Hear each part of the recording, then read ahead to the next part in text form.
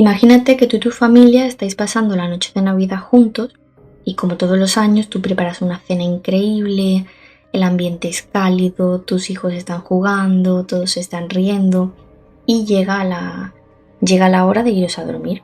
Entonces pues subes las escaleras, entras en tu cuarto y te vas a dormir junto a toda tu familia.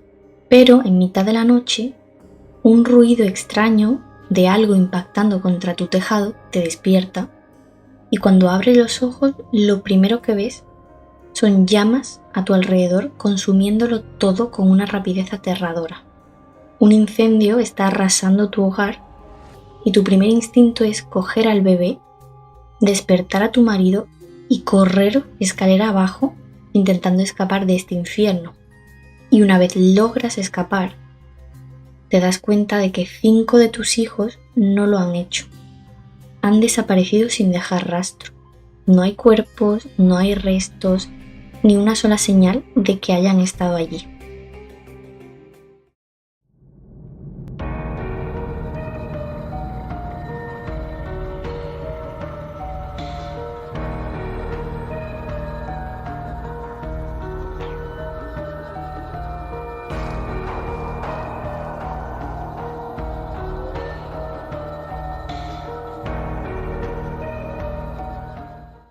Bienvenidos al primer episodio de Indicios. Yo soy Andy y aquí los indicios hablan y el crimen se resuelve. Hoy les traigo el caso de los hermanos Suther, o también conocido como el caso de la familia Suther. Y antes de empezar les voy a recomendar que se sienten, que se pongan cómodos, se tomen algo calentito y se concentren porque en este caso hay muchos nombres, muchas personas involucradas, muchos hechos y puede ser un poco lioso en algunos puntos. Entonces hay que estar muy atento. Sin más, vamos a empezar con los involucrados.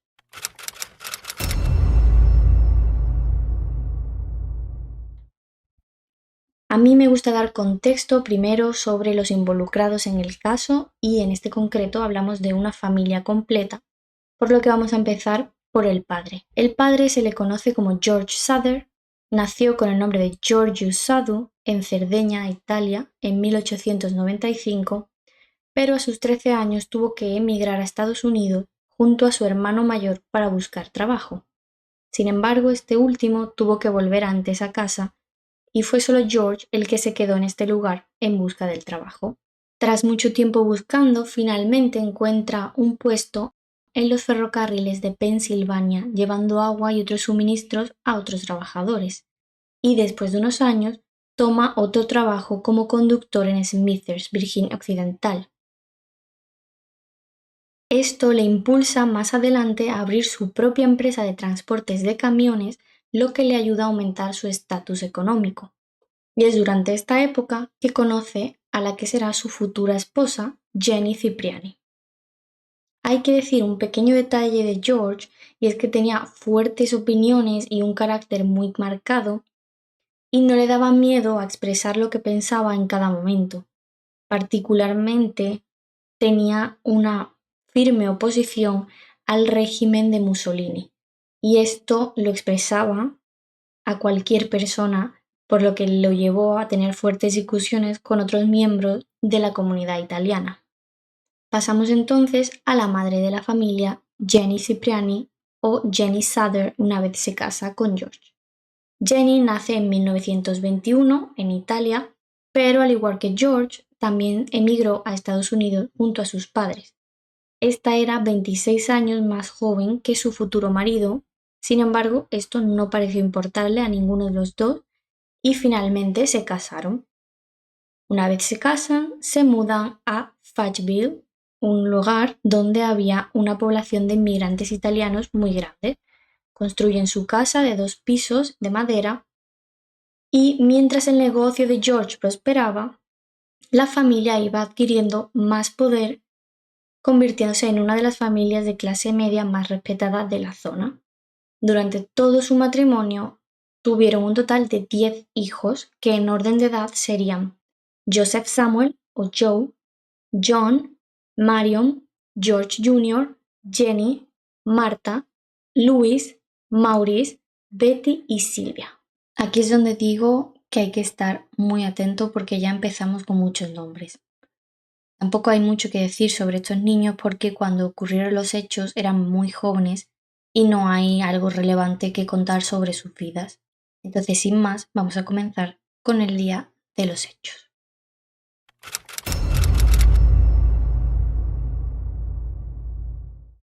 Nos situamos en Nochebuena de 1945, donde la familia se encontraba celebrando la Navidad todos juntos. Sin embargo, su hijo mayor aún se encontraba en el ejército, por lo que solamente había 9 de sus 10 hijos en casa. Mariam, la hija mayor, había estado trabajando ese día en una tienda del centro de la ciudad y sorprendió a 3 de sus hermanas menores, Marta, Jenny y Betty, con juguetes nuevos que les había comprado como regalo. Los niños estaban muy emocionados y le preguntaron a su madre si podían quedarse hasta tarde para jugar con los juguetes nuevos. La madre se lo piensa un poco, pero al final acepta, con la condición de que cumplan con unas tareas: cerrar las cortinas y apagar las luces antes de irse a la cama. Entonces la madre coge al bebé, que se llama Silvia, sube arriba y decide dormir.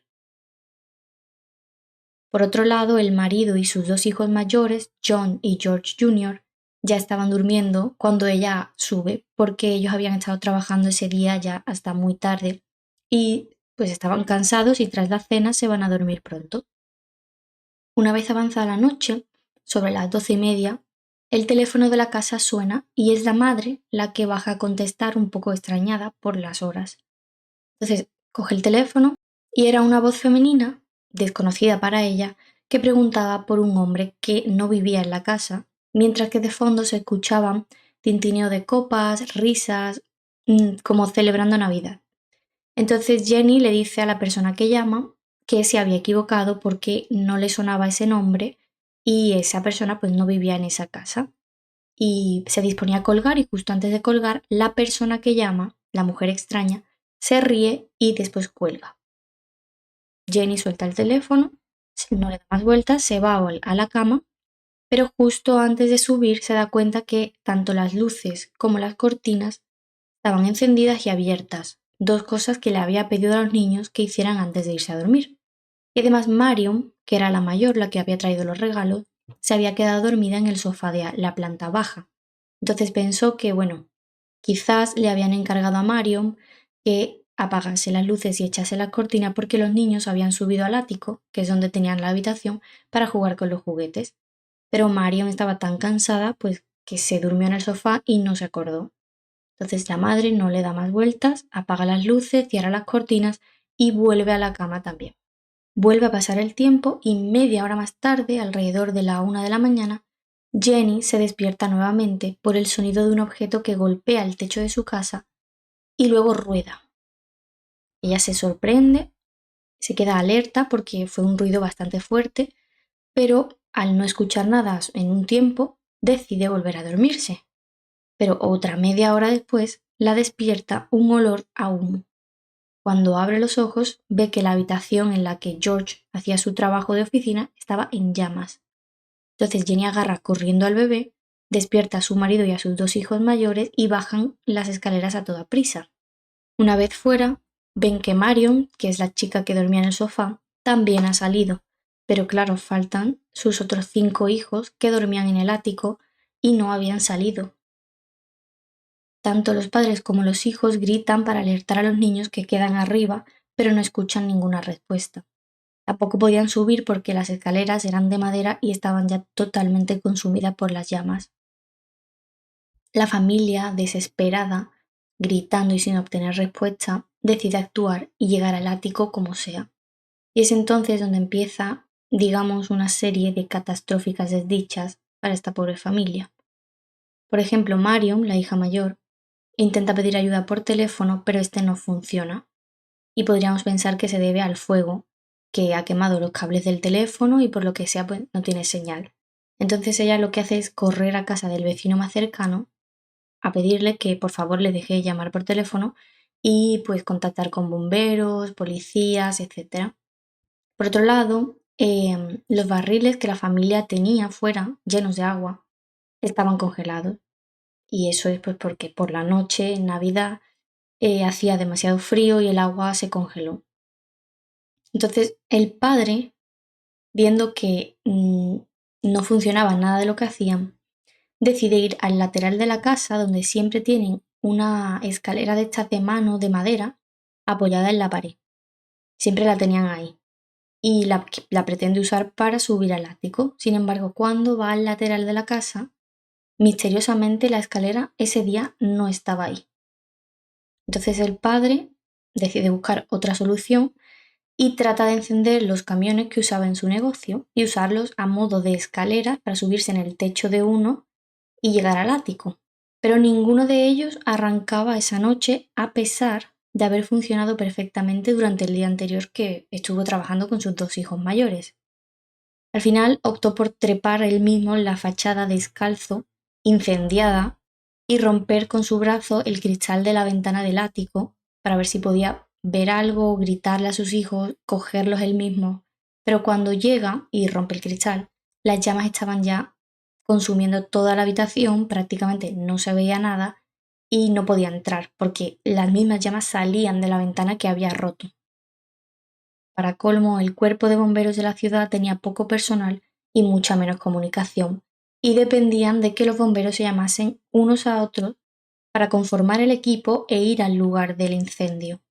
Por tanto, mientras uno de los bomberos del equipo se enteraba que había un incendio y se comunicaba con los demás, pasaron 45 minutos.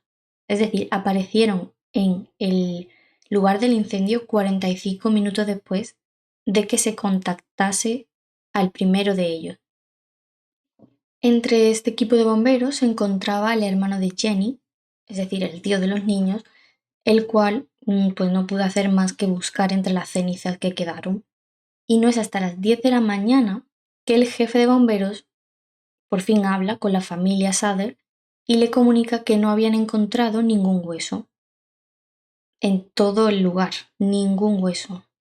Sin embargo, los bomberos modernos de hoy en día notan que la búsqueda que realizaron en aquel entonces fue un tanto superficial, por así decirlo. La hicieron de manera muy rápida, sin indagar bien en la zona del incendio, y luego veremos más detalles que confirman esta teoría. Además, que no hubiese encontrado ningún resto de ninguno de los 5 niños que había en la casa significaría que la temperatura que se alcanzó en ese incendio era lo suficientemente alta como para carbonizar 5 cuerpos humanos al completo, cosa que rara vez, por no decir casi nunca o nunca, pasa en un incendio de algún hogar. Finalmente, el forense convoca una investigación con un jurado popular y concluyen que todo el tema del incendio había sido accidental, causado por un cable defectuoso en la casa. Sin embargo, George no estaba nada de acuerdo con el tema del accidente y testificó que meses antes del incendio, un vendedor de seguros que estaba de visita, después de ser rechazado y tener una pelea con George sobre el tema del régimen de Mussolini, que como hemos dicho antes, George tenía una fuerte oposición y tenía un carácter muy firme y no le daba miedo a expresarse en público, este vendedor de seguros le dijo a George que su casa se convertiría en humo y sus hijos iban a ser destruidos. Todo atribuido a los sucios comentarios que George había estado haciendo sobre Mussolini, según este vendedor. Y además, otro visitante que había llegado a la casa en busca de trabajo aprovechó para dar una vuelta por la parte de atrás de la casa y advirtió a George que un par de cajas de fusibles provocarían un incendio algún día. Vemos entonces que George no era muy apreciado en la comunidad italiana donde vivía y que tenía varios enemigos ya. Además de eso, su hijo mayor, el que se encontraba en el ejército, tenía el mismo carácter y las mismas ideas que su padre y también lo expresaba, ganándose enemigos por allí donde iba. Ya vemos que es un poco extraño el tema de que este incendio haya sido un accidente y que encima haya sido capaz de carbonizar 5 cuerpos humanos en tan poco tiempo. La familia, por supuesto, no creía que esto hubiese ocurrido así. Y es entonces que pasamos a las incongruencias del caso y la investigación.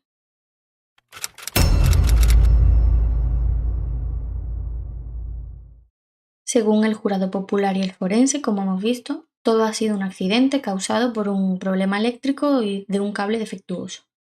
Pero entonces, ¿por qué, si había sido causado por un problema eléctrico, las luces de Navidad de la familia habían permanecido encendidas durante las primeras etapas del incendio cuando deberían haber estado apagadas? Porque si había sido causa de un problema eléctrico, no podrían tener luces enchufadas y que se encendiesen. Pues durante las primeras fases de este incendio, antes de que fuesen afectadas por las llamas, estaban encendidas estas luces de Navidad. Otra de las incongruencias es que la escalera que George siempre tenía detrás de la casa y que no movía nunca, misteriosamente esa noche no estaba ahí, la encontraron en el fondo de un terraplén a 23 metros de distancia de la casa. Nadie supo quién había puesto la escalera ahí ni el por qué. George asegura que no fue él ni ninguno de su familia, pero que no se imagina quién ha podido ser. Por otro lado, un reparador de teléfonos fue a casa de los Sather a inspeccionar y les dijo que su línea telefónica no había sido quemada por el fuego como se había pensado al principio, sino que alguien había subido los 4,5 metros de poste que había en la calle para cortar el cable telefónico concreto de esa casa. Y esto se respalda con testigos que dicen que vieron a un hombre durante el incendio robando en la cuadra de esta familia. La policía consigue encontrar al ladrón y este admite que sí que había robado y también había cortado la línea telefónica, pero que no había sido su intención. Él quería cortar la línea eléctrica, no la telefónica. Pero no tiene ningún sentido que tú vayas a robar a una casa y quieras cortar la línea eléctrica. ¿Por qué querrías cortar la línea eléctrica en medio de un incendio? No tiene ningún tipo de sentido.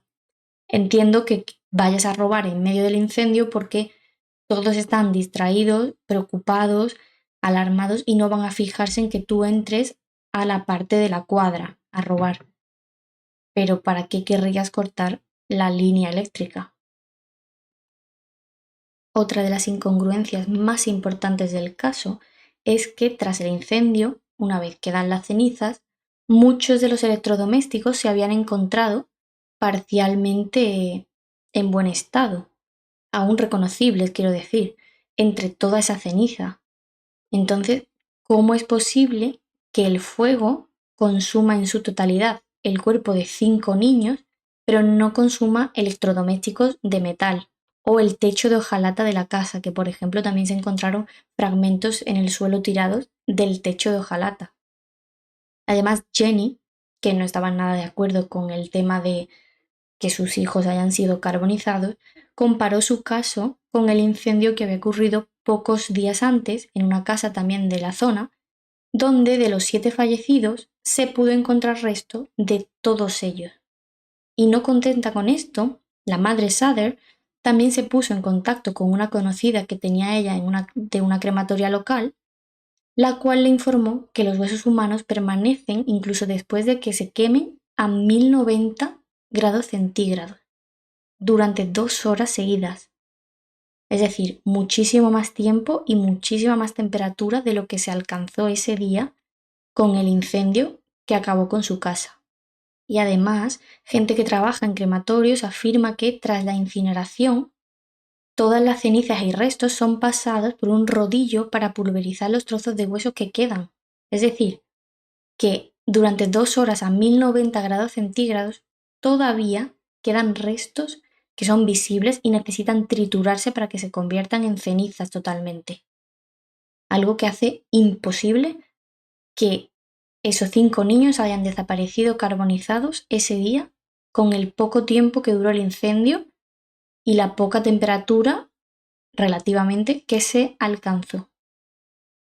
Para terminar con las incongruencias, la madre de los chicos contactó con la policía y les mencionó sobre la llamada que hubo esa noche de la mujer misteriosa que preguntaba por otro hombre que no vivía en la casa, y la policía investigó esta rama y logró encontrar a la mujer, pero ella pues Acabó diciéndoles que efectivamente se había equivocado de casa y que no tenía nada que ver con el incendio.